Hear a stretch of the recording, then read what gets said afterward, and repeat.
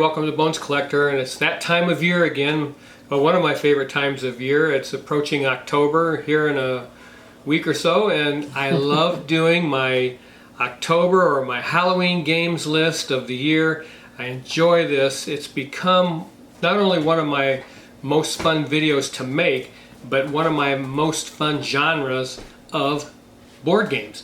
I really am attracted to games that have that spooky kind of Halloween theme. Not so much a horror theme, because I don't really like anything gross or anything like that, but just something that gives you that vibe of being scared. And so I wanted to highlight the games out of my library that I keep because they give me that feeling during this time of year.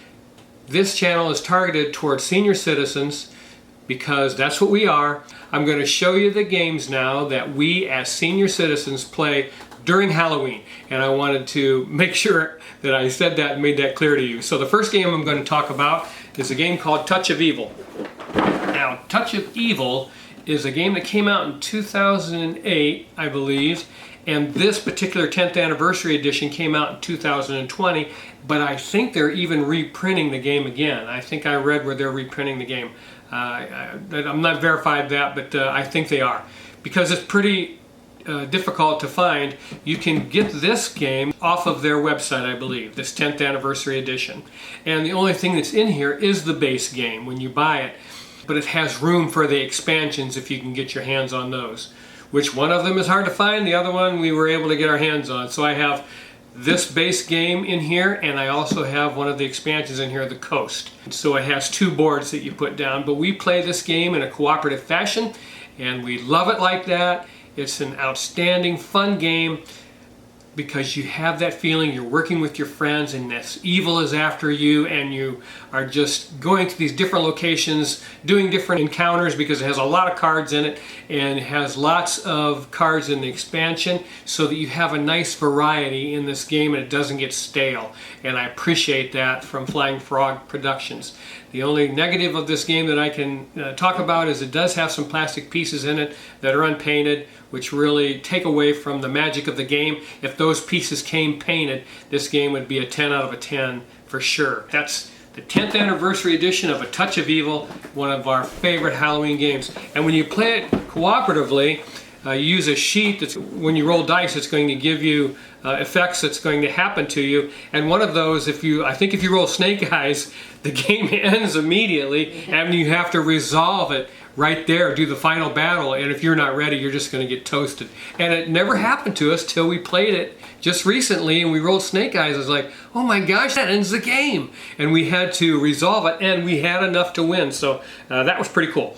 So yeah, let's move on, and I'm going to talk about a game I do every Halloween called Rattle Bones. And Rattle Bones is by Rio Grande Games, and it is made in America, so made in the USA. So that's pretty interesting. But this is kind of a creepy circus theme, and it just has that creepy, scary feel to it as you look at the way the art is in this game. It reminds me, and I say this all the time, of Five Nights at Freddy. My grandson was crazy about that when he was younger. Of course, now he's off to college and he's got other issues. Five Nights at Freddy's. It's FNAF. Five Nights at Freddy's. Five Nights at Freddy's. But that art style reminds me of that. But this is a dice crafting game. Now, I've played other dice crafting games, Dice Realms and Dice Forge, and those games were okay. But this one I like so much better. It is over in 15 to 20 minutes. It's so fast, and you are rolling your dice, putting different faces on the dice to allow you to do different things, score more points as you go along, and you're building up your dice pool also as you go, and those dice get more powerful, and you move further and further on the scoring track, and the first one that gets to Mr. Rattle Bones on the scoring track wins the game. In addition to you trying to get to Mr. Rattle Bones, there is a gambling die in there, and if you are on that space, you roll that gambling die, and there's a face of it that's Mr. Rattlebones. If you roll Mr. Rattlebones, he's going to move one space towards the players on the scoring track. So I just love this game. I don't know how many times I've been beaten when I'm one or two spaces away from getting to Mr. Rattlebones and someone behind me scored enough points because again, your dice are getting powerful, and they score enough points to get to Mr. Rattle Bones ahead of me. It makes me so mad, but it's so much fun. I love this game for so many reasons, but one of them is, again, it plays in 15 to 20 minutes, and you're just chucking dice and rolling and changing the faces on the dice. Nice quality dice in here. We've used this game for years and have had no problem with the faces becoming wore out or where they would pop off or anything. It's outstanding. I love it, and that's just Rattle Bones, I guess it's called. So that's just an outstanding game. Okay, next game I'm going to talk about is ScoobyDoo the board game, Deluxe Edition. Deluxe Edition. You can buy another edition of this game that is not deluxe. You know, I love my board games to be in color. This one has fully painted miniatures in it, and I love that. All the villains, all the heroes are just fully painted in this game. This is a cooperative game, and we just love playing it. It's a lighter game, but if you grew up in the 80s and you watched Scooby-Doo and enjoyed Scooby-Doo, you will love this board game. We enjoy playing this game, and again, I want to take my hat off to Simon Games for offering this game in full color. You can get another version where the miniatures are not painted if you like painting miniatures, and again, it's a lighter game, but you can turn up the difficulty level in the game to where it's unwinnable. So you can do that, but the rule set is very simple and you can understand it very quickly. But that's Scooby-Doo the board game, one of our favorites for Halloween. I'd do my Scooby voice, but it wouldn't be very good. Scooby and Shaggy and all those characters. And then this is a little game that I picked up at my game store for $10. It's called Mr. Jack. This had the expansion in it too. This is a deduction game, and the deduction part has to do with the movement and being in the light and being in the dark. And I tell you, this game does twist my mind.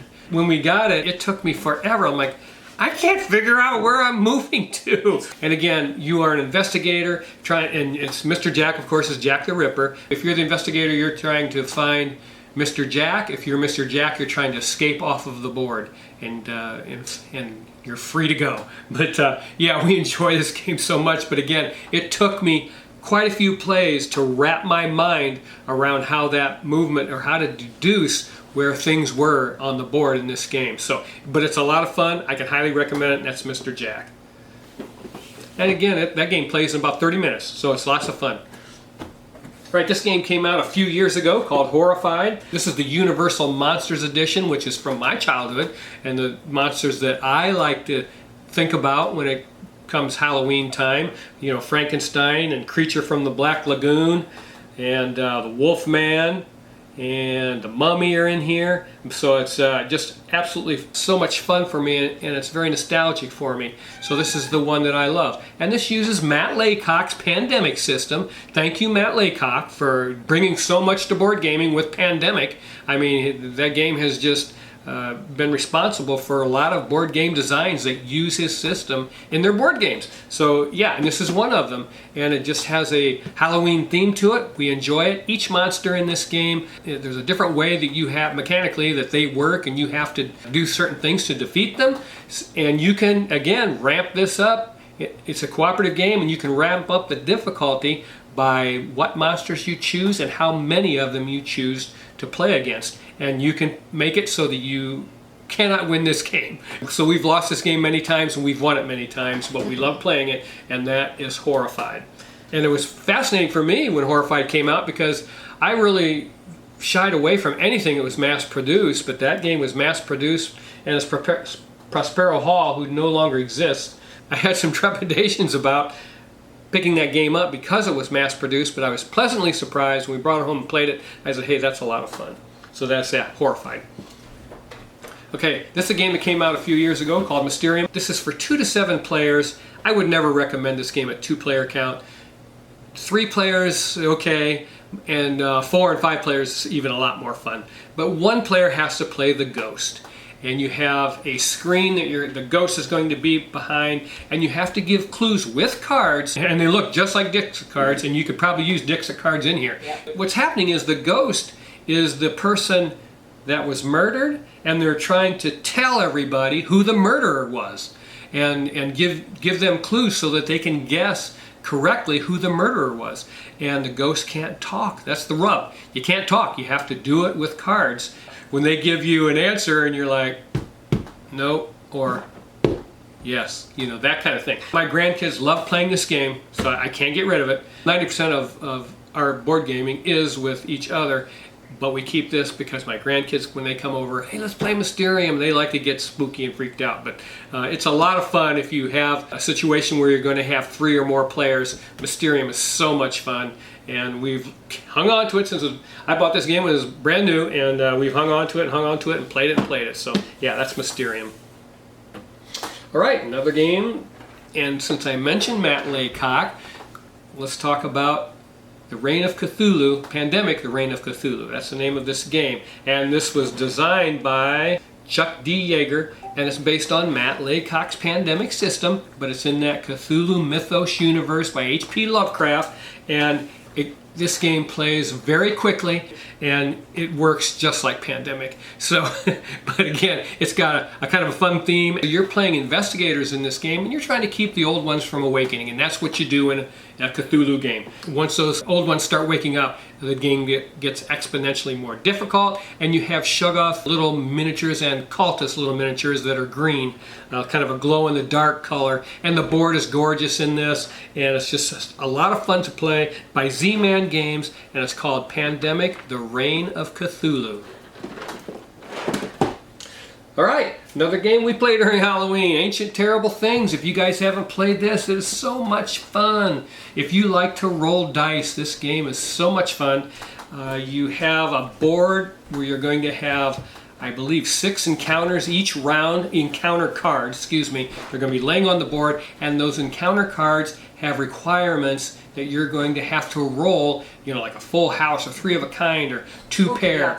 Those kind of things. Yeah, Spooky Yahtzee, Lori called it. Yeah, that is exactly what it is. And it's so much fun because there are several decks of cards and several different colors of dice you can acquire that give you a special benefit when you roll those dice to be able to mitigate some of the dice rolls you may be having. And it has a deck of swag cards that are going to give you a special benefit if you can purchase them with your gold pieces that you earn during your encounters and so forth. But man, this game doesn't get any I don't understand. I don't know where they just reprinted it. Yeah, the game deserves love. It's outstanding. It's a wonderful game, and we were lucky enough to find this game on Amazon.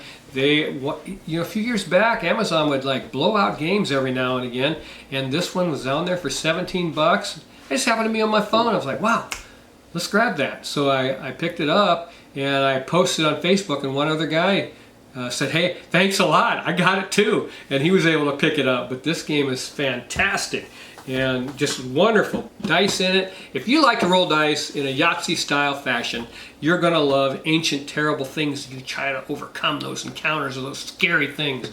And you get ancient points, I think it's called. The person with the most ancient points in the game wins the game.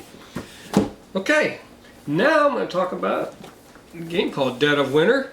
This is probably my favorite zombie-themed game. We did have, for a while, Zombicide Black Plague, which is okay. It was a pretty good game, but there was just too much plastic in there. I just don't enjoy myself when I have a bunch of unpainted plastic in a game. These are full-color cardboard standees in both these boxes. And in this game, again, you can play this game competitively, and it even has a trader mechanism in it if you like that sort of thing. Every game I've ever had where it had the option to put a trader in the game, I never use. We just never do that. But in this game, you can play it in a cooperative fashion or competitive.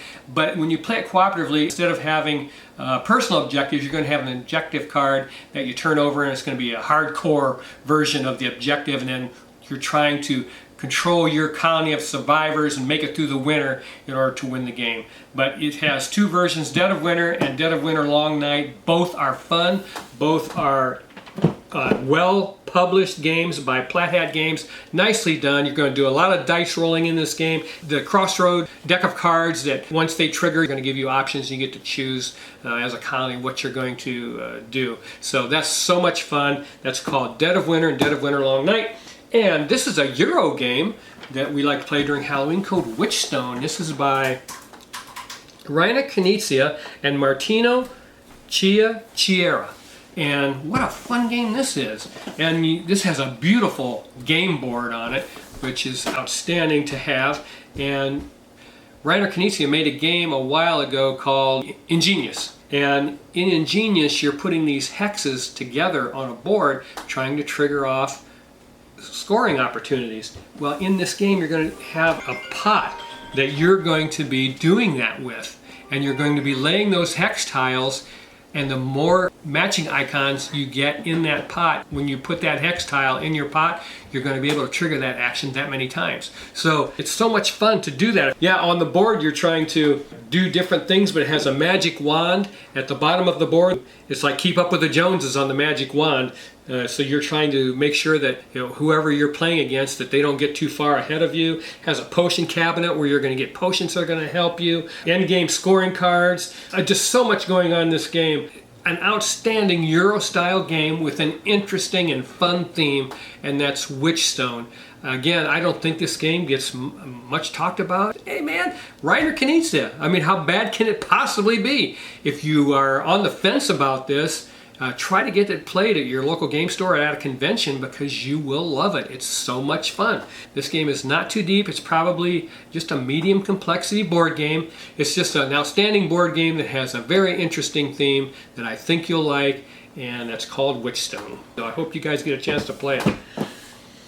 Okay, this is Ghostbusters, Protect the Barrier. This is a game my grandkids like to play. I don't think we've ever beaten this game. This is the frustrating thing about it. And it is, Ghost Fighting Treasure Hunters. It was called Ghost Fighting Treasure Hunters years ago, and we got this game just because it was like $9 or something on Amazon. It was put out when they had the Ghostbusters film, the girls did, which was pretty good. I liked the movie, it was pretty funny, and I enjoyed it. So we got this game to play with our grandkids, and we've played this game and played this game and played it, and we've never won the game. But my grandkids had a fit. I sold it. And what?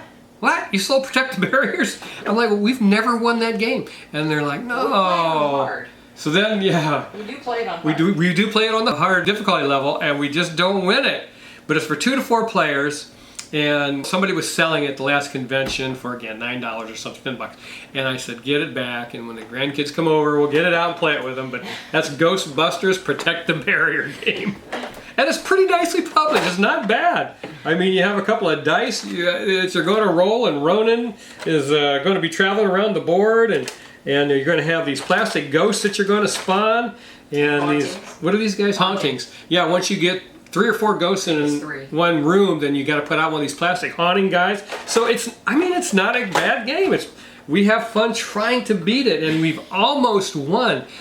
The last person on the last space, the next move, they would have stepped out of the building. We would have had all, what are you picking up out of there? You're putting something in your backpack. Those little discs. Yes. I forget what they're called. Some discs that you're putting in your backpack, and you're trying to get them all out of the haunted house, and we had them all out. The last player was coming out of the building, and we got beat. Oh, we were so mad. But yeah, that's Protect the Barriers. Okay, another game that's in my library I want to talk about is Harry Potter Hogwarts Battle. This box weighs so much. I have the base game and Monster Box of Monsters. This game gets a bad rap. People misunderstand the way this game was produced and published. There's like 7 books in here, okay, just like the series, and you are learning as you go along. So in the first and second books, they're so easy, and it's just teaching you the basic mechanics of the game.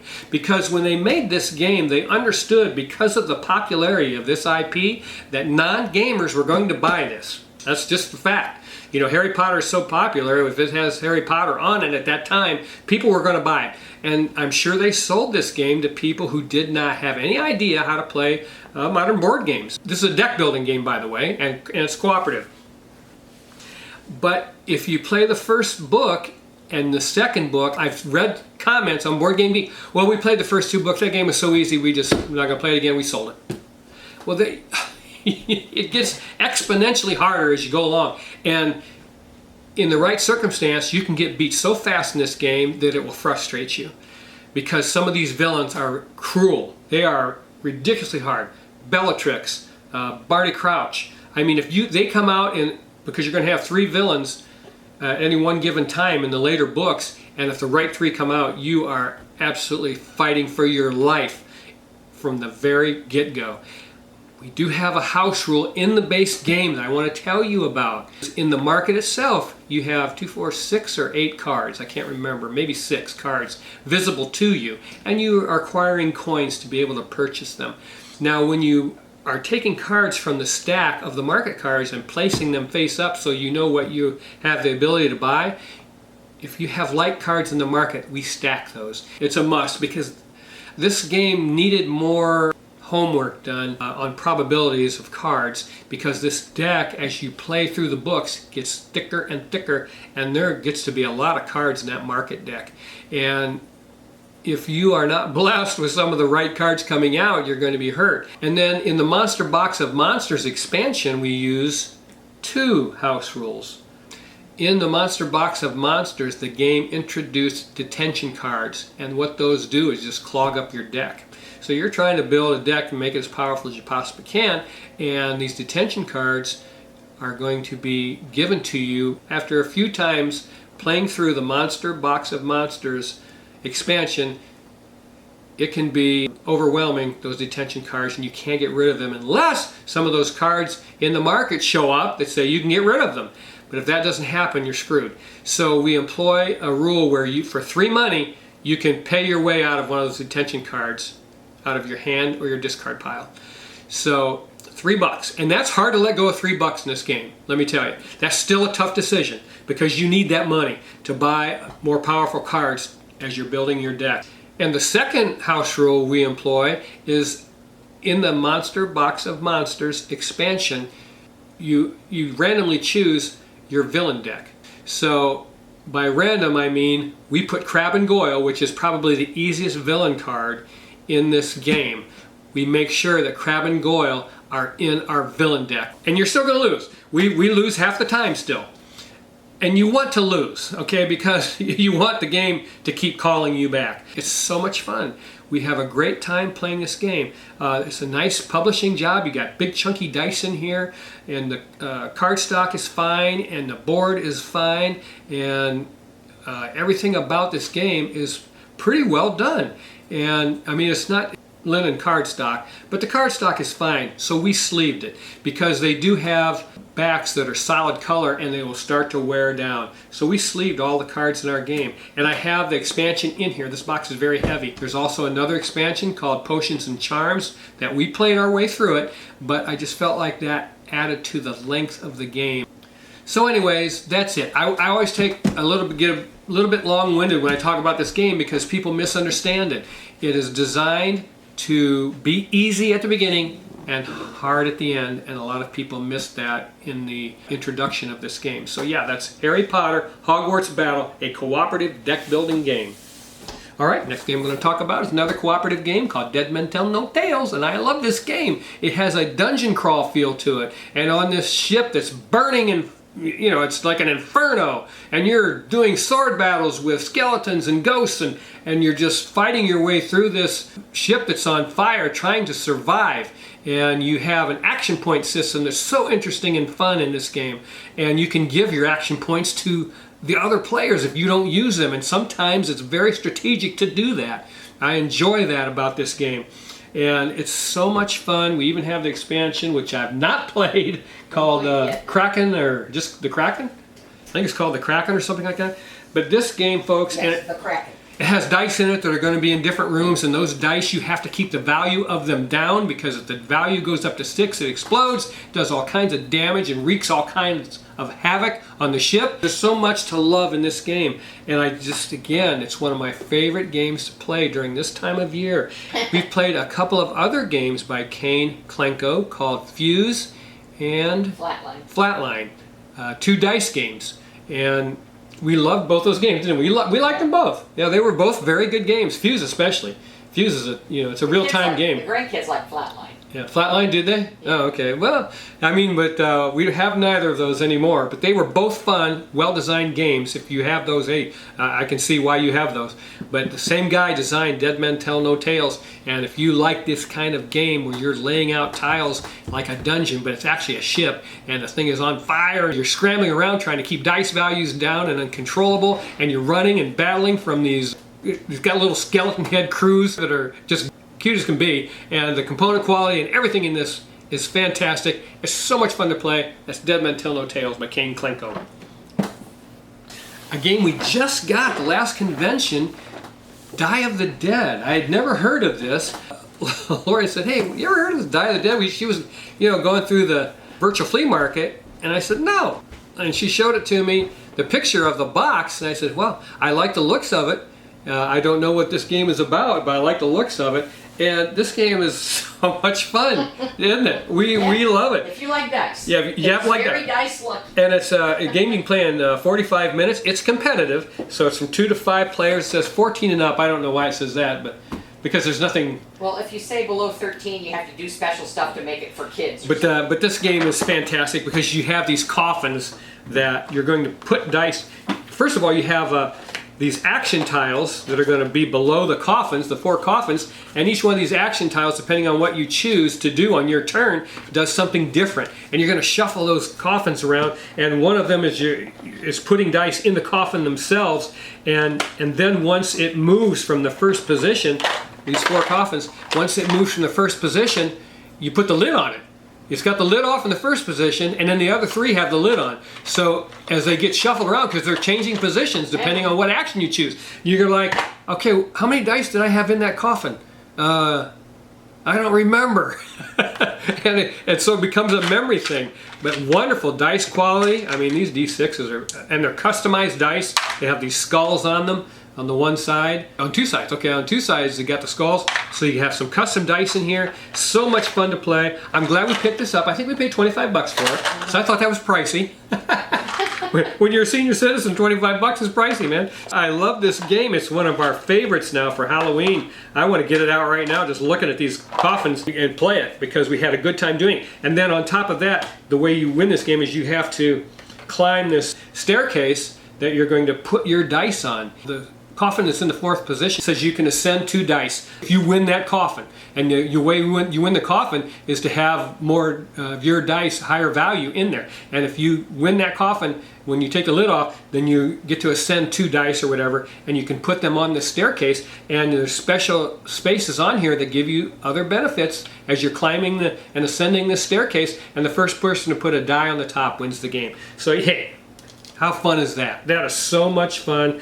Beautiful dice chucking game. I just love this. I couldn't believe it. I couldn't believe I had never heard of it. And then once now we want the expansions and you can't get them. Yeah, of course, now that we are on to this, yeah, you can't get the expansions, but I don't care. The game's fine the way it is. We'll play it and play it and play it. It's designed by a guy named James Allen and Mark Stockton Pitt, whoever those guys are.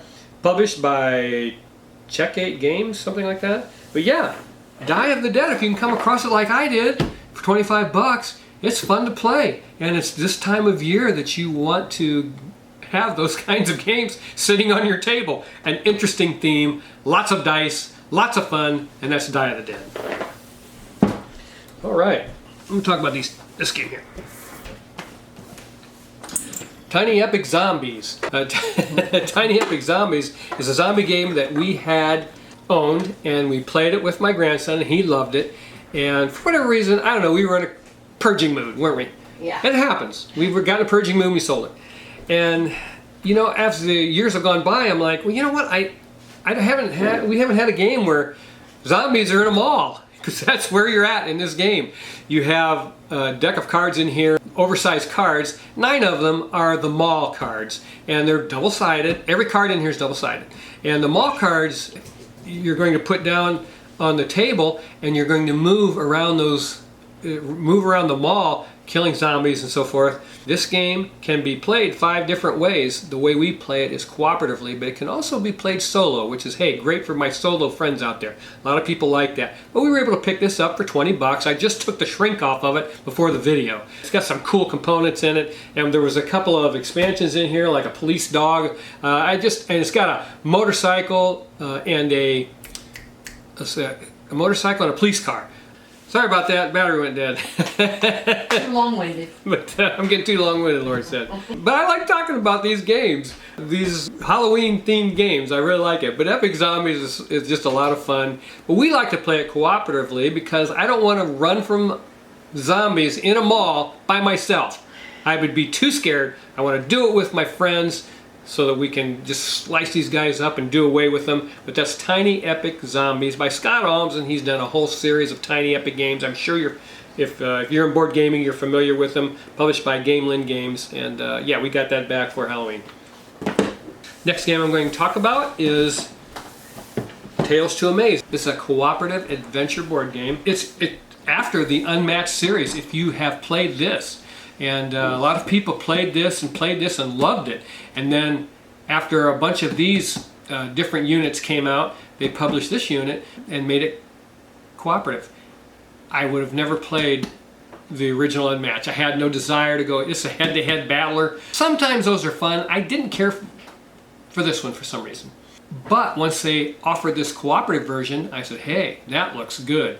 And in the cooperative version, but you can use these in this game. And that's why I picked this up after I got the cooperative game. And this has Dracula, Jekyll and Hyde, Invisible Man, and Sherlock Holmes in it. You know, 3 of those are very Halloween themed. Jekyll and Hyde, Dracula, Invisible Man. So I wanted to get that so I could use those characters in this game. And this game comes with 4 characters and 2 bosses. And the bosses are the Martian Invasion and the Mothman. And wow, this game's pretty difficult though. It took us 3 tries to beat the Mothman. So we figured out, well, we never played Unmatched. Yeah, we had never played Unmatched, to be fair. But it took us 3 tries to beat the Mothman. But we're pretty good cooperative board game players. So I was surprised it took us that many tries. But it's an aggressive game, and you have to understand what you're doing to win. And the publishing of this game, I can't say enough about it, but the publishing is phenomenal. I just want to show you how cool this, I mean, look at this, man. This game, and a beautiful insert, holds everything in place. Your 4 character decks that you're going to battle the Mothman or the Invasion. It depends on which side of the board, whatever boss you're battling. The Martian Invasion is one side of the board and the Mothman is on the other. And so it's a 2-sided board. It's colorblind friendly because the spaces have designs on them as well as colors. And the coolest thing about this game, one of the things I appreciate more than anything else in this game, you know, line of sight is one of those mechanics that drive me crazy. It just slows the game down, line of sight. They did away with it in this game. You might have a space that has 1 color, you might be on a space that has 2 colors, then you are in the line of sight for that region and you don't have to do any figuring. So I love that. If it's got 2 colors, those 2 regions can see you. So if the Mothman's attacking you and he's in the brown region and you're on a space that's on the blue region and the brown region, he can attack you from where he's at. So you better watch out. Yeah, and that is so cool and so creative and inventive, and I'm glad they thought of that. And the miniatures, the Mothman and the Martian Invaders, miniature pieces are washed. They look very nice, and it just makes the game so immersive, and I appreciate that from this publisher. So I want to take a second and rave about that, because I think that is one of the best things they did in this game. The rule book's like a comic book style. I just really love this game, and it's one of my top games for 2023 or whenever it came out of the year. And, so I really, really want to brag about that when I talk about this game.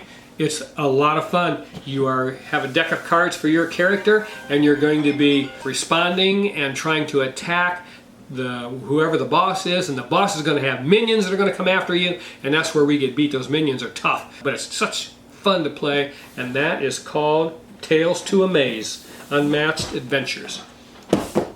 All right. The next 4 games I'm going to talk about are my absolute must-plays during this time of year. And the first one I'm going to talk about is this stack of games. Arkham Horror 3rd Edition. I have the Secrets of the Order expansion, I have Under the Dark Waves expansion, and I have Dead of Night expansion. I believe that's all that's out for this game. Now this is an adventure game, okay, adventure style game. By that I mean you're going to go to different locations and resolve different things on different card decks that have to do with that location. And in order to keep a game like that fresh, you have to have more cards. But I didn't really care for Arkham Horror card game because you just are never done buying for that game, and I didn't want to go down that rabbit hole.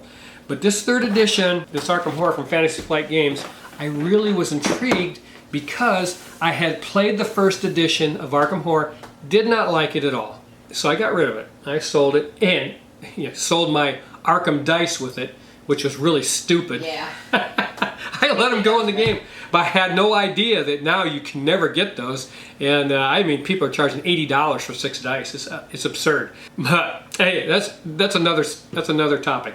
But I saw this had a modular board. Now the board in Arkham Horror and Arkham Horror 2nd Edition and even in Eldritch Horror, I don't like the board. It just doesn't have that immersive art on the board. I never could get over that. And so when I saw this game and it has these puzzle pieces, I don't know if you've seen Arkham Horror 3rd Edition, but now it has these puzzle pieces that go together and has wonderful art on those puzzle pieces. They're called neighborhoods, and those neighborhoods have wonderful art on them, and I just feel like now I'm in that universe. Now I'm in that universe with this board. I love that. So we were able to buy this. We bought this off the geek market. I think very low price. I think $40 or something plus shipping. And I think it retails for $63 or something. And Lori and I just play it. We paid $30 plus shipping. 30 plus shipping we paid for this. So that was a pretty good deal. And then I went out and got the expansion. Oh, we got the expansions at the. Did we get them? One of them at the one of them at the virtual flea market. The other 2 you got off Amazon. Okay, 2 of them off Amazon, and 1 of them off the virtual flea market at a convention. But anyways, yeah, and plus I put some custom dice in here. I bought some dice for it. They were more thematic. That's the one complaint about a Fantasy Flight game that I had. This particular game is the dice they give you are crap, and there's only like 8 or 10 of them. I can't remember, but they're garbage. Only 6. 6 dice. But I bought these off of Amazon, and instead of just regular black D6s, and they're small regular black D6s, which not even regular. Pissed me off. I mean, come on. They're going to charge people $60-some for a game. Give us good dice. So I got these off Amazon, and instead of regular D6s, they got the actual numeral number on there and a nice design around them, so it looks like the Arkham dice, even though it doesn't have the Arkham iconography on it. But I bought those to give us that more immersive feel, and shame on Fantasy Flight for not giving us Arkham dice in every copy of Arkham Horror. I mean, that's just something they should have offered. But whatever, I'm not going to sit here and complain about that. Yeah, but anyways, and plus this game has no plastic miniatures in it. It just has cardboard, full color standees for the investigators. Thank you so much for that, Fantasy Flight. You did that right. I didn't have any plastic in this game. Thank you. But oh my gosh, I mean, again, such a nice, just a nice feel to this game now as you play it. There's so much variety in it, especially if you get these expansions. Now, if you just buy the base game, it's got 4 scenarios in it, I believe, and that's fine. It takes you probably 3 hours to play one of those scenarios, so there's plenty of game in here. But again, it's something that I want to play and revisit all the time. So I wanted to get those expansion material and get that large variety in those neighborhood decks of cards so that I didn't read the same things over and over again, because that will happen. So yeah, that's Arkham Horror 3rd Edition. It's my favorite edition yet. Finally, an edition that I liked because I didn't like the first 2. This is outstanding stuff. And that's Arkham Horror from Fantasy Flight Games. And that was designed by Nikki Valens, by the way, who I believe no longer works for Fantasy Flight. But she did an outstanding job with that game. Thank you, Nikki. Okay, the next game I'm going to talk about, and this game just jumped up. It's in my top 100 now. It's the leader for Best Game of 2024. It is going to be on my Halloween-themed board game video every year because I'm in love with this game. It's called the Plum Island Horror. It's by GMT Games, and the designer is Herman Luttman. Thank you, Herman Luttman, for an outstanding game. Here's why this game is so surprising to me that I liked it. It takes 4 hours to play it. I mean it. Even if you know what you're doing. At least 3. Yeah, I don't know. I don't know if we get done 3. We couldn't probably, but other people might. When we played this game, we got done with it and said, man, that was fun. And then I looked at we've been playing for 4 hours. And neither one of us realized it. And that's when you know you're onto something. And that's when you know you've got your hands on a winner, is when you play a game that lasts that long and you didn't even know it. And oh my gosh, I'm not going to get long-winded about it. It's a fantastic game. It's driven by 3 decks of cards. The love that went into this game on those decks of cards is just something to behold. And you want to take your time when you play this game because you want to read everything that's in this game. So much love went into the detail of this game. The humor in it, it's just fantastic. The standees in this game, the full color standees have so much information on them. Thank you for that, Herman Luttman. I mean, just everything about this game, the stacks of horrors that you're going to try and deal with as they move down the board. I have one small complaint about the game. The board should have been better quality. The art on it is fine. Everything about the board is fine. I mean, you could have put more information on there, but the board should have been thicker. It doesn't lay completely flat. Maybe it will as time goes by. I didn't think I would ever own a game by GMT. The theme of their games is generally war. It's usually head-to-head of some kind.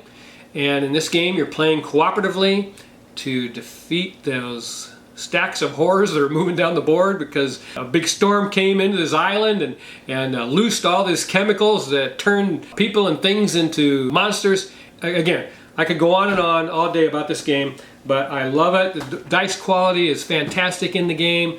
Everything about it published nicely, except that board. It should have been a little thicker. But man, oh man, what a fun game. And again, it's going to be in my top 100. I don't know where, but it's going to be up there quite a ways. And it's my 3rd favorite game now for Halloween. That's the Plum Island Horror by GMT Games and Herman Luttman. And Herman Luttman did another game called Dawn of the Zeds. It's supposed to be pretty good, but I've tried to get my hands on that game and I can't get my hands on it. But if you can find that or if you have that, I hear that that's a very good game also. All right, my next to the last favorite game is a game called Abomination Frankenstein. This game takes you 90 minutes to play. There is a shorter version, so there's 2 versions that you can get your hands on. It's on the Board Game Geek if you want to read about that. But this game is so funny too because oh gosh, yeah, the board is gorgeous. Everything in the game is published nicely. The dice are custom. What is this designer? What's his name? Paul Blanchett. Hey Paul, thanks a lot, man. This is a Euro style game. Okay, it's a Euro style game with an amazingly interesting theme, and you're creating Frankenstein's monster. Okay, you're going to have to get body parts in different forms of composition, and so if you get fresh meat, it's going to last longer. If you get stuff out of the graveyard, of course, it's not going to last very long at all, and you got to get it put on your monster before it decomposes and you lose it. So that kind of stuff. And if you want fresh meat, you have to go to the public hanging spot. It's just worker placement, and you have to go to the public hanging spot to get that fresh meat from that guy just hung. Or you can go to the dark alley and murder somebody. I mean, it's so, and you can't help but laugh. I mean, it's just too funny. Lori and I love this game, Abomination Frankenstein. And the first time I played it, I thought, well, maybe it's a little long, but I don't care. I like it. The short variant. I'd rather laugh for 90 minutes. I mean, I like the long game. And you can even get animal parts if you can't get human parts. Yeah, if you're real desperate, you can get animal parts and build that piece or whatever. You don't get as many points, but that kind of stuff. Just a fun game. And there's an app for this game that kind of reads, because you have to make choices. There are cards in this game where you have to make choices. And I think the app, we haven't used it during a game yet. No. But I've listened to it, and it's not as good as the voice actor that does my next game. And it's my #1 game that I played during Halloween. And it's a game called London Dread. And this game, I tell you, is not for everyone because it's got some things that some board gamers don't like. First of all, it's split up like Galaxy Trucker, where the first part of the game you do a real-time planning function. You're going to be planning in real time. You got 10 minutes. So there's 10 minutes of game time. You're going to plan on a clock. By the way, this box is heavy. This game is published very nicely. There's lots of good stuff in here. And so you're going to have a clock where you're going to plan when you're going to be somewhere, at what time of day, in what area of the board. And you have to do all that planning on that clock in 10 minutes and coordinate it because it's cooperative. And it's Victorian London. You know, I'm a sucker for Victorian London. To start the game, you're going to put cards face down on the board and then turn them over. As you turn them over, I think once you reach the 6th, I think they're called plot cards. And once you turn over the 6th one, then you stop. That's all the encounter cards you have to turn up. So once you find that 6th card, you stop. And then you do the 10-minute planning of your clock. And you're doing that together because I'm going to do this because your characters are asymmetric and you have certain things you're good at. So I'm going to go over here and take care of this guy because I'm good at that. I'm going to go over here and take care of this encounter because I'm good at that. And you're planning your clock out. And 10 minutes is a lot of time. So you are able to double check your planning. But I tell you what, more than once, we thought we were coordinated properly, and we got playing the game, we're like, oh my gosh, I'm supposed to be over there at 3 o'clock, not you. And I mean, that happens. The more you play this, the better you get at it. But that's the real-time part of the game. And then, once that's over with, then you play the game. And you're going to resolve all those encounters. Once you get as many of those encounter cards as you can and resolved and defeated, then at the end of the game, you're going to do a very difficult encounter. And that's when you have to be as powerful as you possibly can be in this game. And you can still lose. And you can still lose. Even if you have every dice, you can still lose. Yeah, this has got dice in it. And you, even at the end of the game, if you are at your peak, it's possible because these dice are, there's only 3 successes. They're 50-50 dice, I believe. Let me look. So, yes. I think they're 50-50 dice. Oh, I love this game. Taking the lid off of it even, and I haven't even talked about the thing that's so immersive yet. Hang on, I'll get to it. Yes, these dice are 50-50, so they got 4 blanks on every die. Oh my gosh, are you serious right now? Because we played this one time and we rolled max dice for the last encounter, which was, I think it was 19 dice. That's 21. I'm just going to throw that out there, 19 dice. I chucked them. Got 19 blanks. Oh man, I was so mad. But that is the power of dice. Sometimes it's bad power, sometimes it's good power. Never happened to me again, but that one time it hurt me. You get lots of cards, custom dice. The board is fantastic. It's a map of London. I mean, nice thick board. Let's see. Oh, and the clocks. I want to show you that. These double layered clocks that you're going to put your tokens in here to plan your movements around this board. And I'm telling you what, I bought this on a whim. I mean, this was in my local game store and it was sitting on the shelf and I read it, the front of the box, it said Victorian, what did it say, Horror in Victorian London, a cooperative game of Victorian horror, London Dread. That sold me right there. I was like, I'm playing that. I mean, I don't know anything about it, but I'm going to buy it and play it. And I brought it home and played it, and we've played this game so many times. I love this doggone game. And here's the thing. Here's the thing that's so immersive I didn't mention. I'm putting the stuff back in there without putting the board in. That's what happens when you're a senior citizen. So the thing that's most immersive is it has an app for this game. Not that you have to use an app in this game. It's not that kind of an app. It's just a voice actor, and he's reading words out of the rule book, encounters and so forth, and telling you the story. The voice actor in this game makes this game. That guy is so spooky, his voice, and I think it has an English accent, I'm pretty sure, and it's just so immersive because of that. And you just play that only on your iPhone. It doesn't work on Android, so yeah, that's kind of a bummer. Now here's the thing.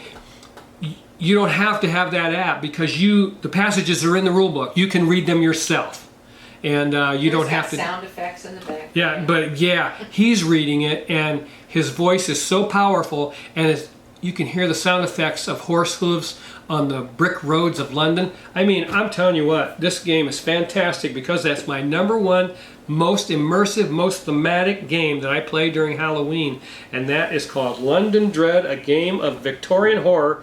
And I can't even say these guys' names. Snore Crow and Asger Johansson.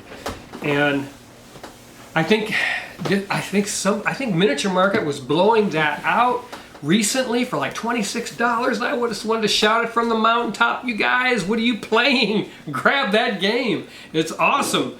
And it's the only real-time game in our library, isn't it? I think that's the only one we have left. Of 200, I have a 200 game library. That's the only real-time game we have. And it's just a portion of the game. And you're planning that clock. And it's so fun to do that. I don't know. It's like you're scared already. You know, when you're planning that clock out, I'm going to go here, I got to take care of that guy. Oh, that guy looks brutal. You can do that because you're strong at this, or I'm strong at that. You know, those kinds of things. But I could go on all day, and I have gone on. Way too long. I've gone on all day. But again, this is my most fun video that I do all year long. These are my best Halloween games out of my library. These are my top 3, you guys. And along with Arkham Horror 3rd Edition, yeah.